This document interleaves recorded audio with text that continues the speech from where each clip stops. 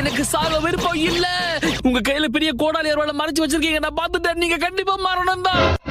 ஏதோ வயசு கோளாறுல விளையாட்டு தினம் பண்ணி எனக்கே தெரியாம விதியை மீறி இருக்கலாம். ஆனா நான் எவ்வளவு நல்லதும் பண்ணிருக்காதையும் நினைச்சு பாருங்க. உங்களுக்கு என்ன உதவி வேணும்னு கேளுங்க பெரியவரே.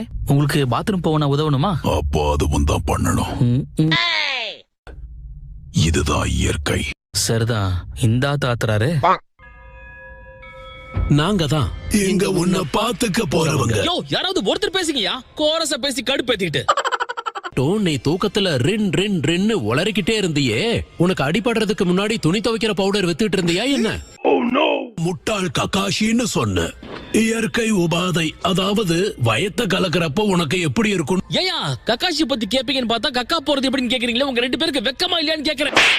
முக்கியமா இந்த சுருள் மண்டைய இருக்கானே, இவனுக்கெல்லாம் கக்கா போக வழியே கிடையாது. இருந்தாலும் ஆர்வத்தை பத்தியா?